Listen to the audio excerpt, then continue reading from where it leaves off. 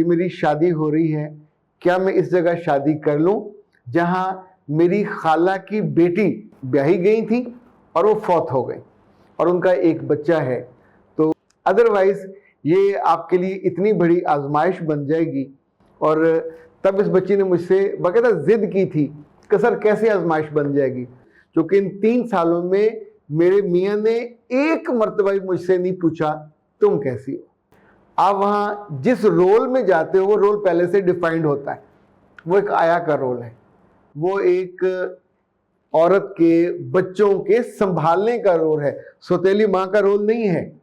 So I strongly recommend کہ کبھی ایسا ہمدردی والا کام کرتے ہوئے اپنے بچوں کو اور اپنی بیٹی کو خاص طور پہ قربانی کا بکرا مت بنائیے.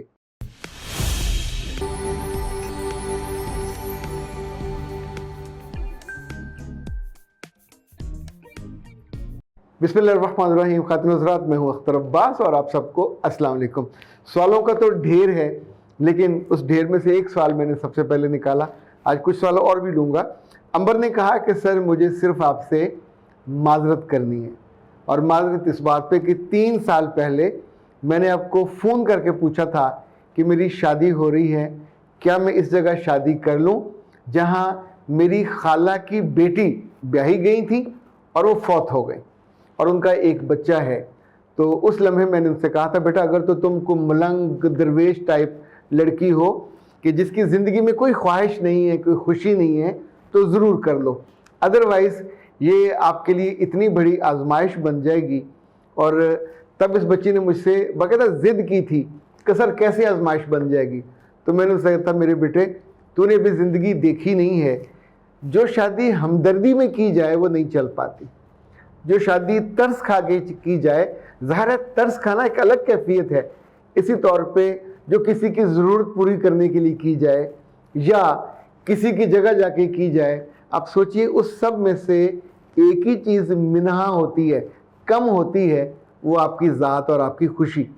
اب وہ کہتی ہیں کہ 3 سال کے بعد میں اس پوزیشن پہ ہوں کہ سوائے رونے کے یا سوائے یہ سوچنے کے میں یہ شادی توڑ لوں، کیونکہ ان 3 سالوں میں میرے میاں نے ایک مرتبہ مجھ سے نہیں پوچھا تم کیسی ہو، تمہاری زندگی کیسی گزر رہی ہے.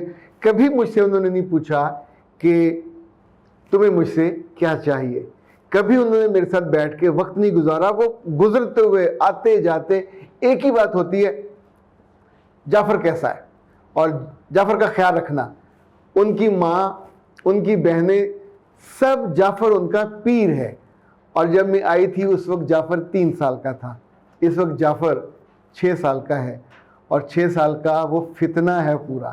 آپ سوچئے کہ 6 سال کے بچے کو چیزیں مینیپولیٹ کرنا آ جاتا ہے. اس کا جو جی چاہے، نہ اس کو پڑھنے میں انٹرسٹ ہے، نہ اسے ماننے میں انٹرسٹ ہے. سو اب وہ چونکہ دادی کے پاس جا کے شکایت لگا کے اپنی اس ماں کو ڈانٹ پڑواتا ہے. سو ہی انجوائز. اب آنے والے دنوں میں جیسے جیسے وہ بچہ بڑا ہوگا، جن بچیوں نے یہ غلطی کی، کسی کے 2 بچوں پہ، کسی کی 3، ایون سگی بہن کے بچوں پہ، جب آپ جاتے ہو تو آپ بیوی بن کے، محبوبہ بن کے نہیں جا سکتے. آپ وہاں جس رول میں جاتے ہو وہ رول پہلے سے ڈیفائنڈ ہوتا ہے. وہ ایک آیا کا رول ہے، وہ ایک عورت کے بچوں کے سنبھالنے کا رول ہے، سوتیلی ماں کا رول نہیں ہے. بیوی کے رول میں تو آپ جا ہی نہیں رہے. وہ تو صرف ایک فیس سیونگ کا ہے کہ آپ کو انہیں تنخواہ نہیں دینی پڑے گی. کوئی اور عورت رکھیں گے، کوئی گورنس رکھیں گے تو ظاہر ہے گورنس کو 30-40 ہزار روپے دینا پڑے گا. کوئی اچھی نرس رکھیں گے تو 20 ہزار تو وہ بھی لے گی. اور اگر کوئی گھر کی مائی بھی رکھیں گے 15-16 ہزار وہ بھی لے گی. تو شادی کے نام پہ اس بچی کو وہ انمول چیز بن مول کے بک جاتی ہے، اور پھر کچھ نہیں کر سکتے آپ. نہ اس کے آنسو پوچھ سکتے. اگر وہ ساری ساری رات تڑپتی رہے، منتظر رہے کہ اس کا میاں آئے، تو وہ اپنی ماں کے پاس سویا ہوا ہوتا. نہیں آتے. اچھا، جو بچہ ہے وہ اس کے ساتھ ہوگا، اور وہ یہ نہیں سوچتے کہ ہم کتنا بڑا ظلم کر رہے ہیں ایک جیتے جاگتے انسان پہ کہ جس کو ہم بیاہ کے لائے ہیں. اس نے زندگی میں کچھ نہیں دیکھا، اس کے سارے خواب زندہ ہیں، اس کی جو ضرورت ہے جسمانی بھی، روحانی بھی، سماجی بھی، محبت کی بھی، ہر ضرورت زندہ ہے. آپ کیسے ساری عمر اس کو اسی کام پہ لگائے رکھو گے کہ وہ بچہ اور یہ بچے پلنے کے بعد کبھی آپ کے نہیں ہوتے، کبھی میں نے ہوتے دیکھا نہیں ہے. ممکن ہے کوئی ریئر ایسا ہو. سو اس بچی نے یہ جو بات کہی، میں اس لیے آپ کو یہ یاد دلانا چاہ رہا تھا کہ خدا نہ خواستہ کبھی کسی کے ساتھ ایسا ہو تو براہ کرم اپنی بیٹیوں کو پیش مت کیا کریں. ان کا بچہ ہے، انہیں کمپرومائز کوئی ریلیشن چاہیے ہوتا ہے. وہ ایسی لڑکی عورت لے آئیں جو بانجھ ہو، وہ ایسی عورت لے آئیں جس کی شادی ہوئی ہو، ٹوٹ گئی ہو، بڑی عمر کی ہو اور اسے شیلٹر چاہیے ہو. بالکل بسم اللہ اس کو لے آنا چاہیے. پر ایک ایسی بچی جس کی زندگی میں پہلی دفعہ شادی ہونے جا رہی ہے، آپ سوچئے کہ جیسے ہم پڑھتے ہیں، جاب کرتے ہیں، ہر جگہ ہم کو محبت اور عزت چاہیے ہوتی ہے، ہر جگہ ہم کو توجہ چاہیے ہوتی ہے. ہم اسی لیے پہنتے ہیں، اسی لیے اوڑھتے ہیں، اسی لیے اچھے کام کرتے ہیں. پر ایک جگہ کام کرنے کے بعد آپ کی تحسین بھی کوئی نہ کرے، آپ کو پوچھے بھی کوئی نہ، تو اس کے بعد جو آپ کو فرسٹریشن ہوتی ہے، اللہ معاف کرے، اس کی کوئی حد نہیں ہے. سو آئی اسٹرانگلی ریکمینڈ کہ کبھی ایسا ہمدردی والا کام کرتے ہوئے اپنے بچوں کو اور اپنی بیٹی کو خاص طور پہ قربانی کا بکرا مت بنائیے. اب یہ نہ کہیے گا کہ قربانی کا بکرا نہیں ہوگا، بکری ہوگی، لیکن یہ مت کیجیے گا. اچھا جی، عابدہ کہتی ہیں سر مجھے اپنی نند سے ملنا اچھا نہیں لگتا، بہت روڈ ہے. تو میرے بچے یہ نکاح نامے میں نہیں لکھا ہوا، نہ ملا کرو.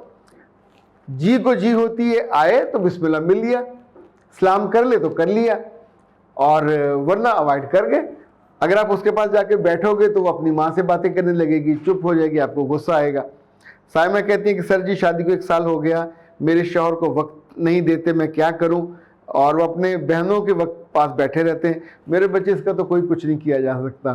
اور سوائے دعا کے یا جب کبھی وقت ملے اپنے میاں سے بھائی پیار سے پوچھ لیجئے گا، کہہ لیجئے گا کہ بھائی صاحب مجھے یہاں لا کے رکھا ہوا ہے تو مجھے بھی بتا دیں کہ میں کس کھاتے میں، یعنی ایکسٹرا جو فلموں میں اور ڈراموں میں ہوتا ہے ایکسٹراز کا رول، جو پیچھے غریب کھڑی ہوتی ہیں، تو کیا کوئی ایکسٹرا کے رول میں مجھے لے کے آئے تھے. کہتی ہیں کہ سر نکاح سے پہلے میرے منگیتر نے کہا میں تمہیں فون دینا چاہتا ہوں، اور میں نے انکار کر دیا چونکہ میں نے آپ کی ویڈیو سنی ہوئی تھی.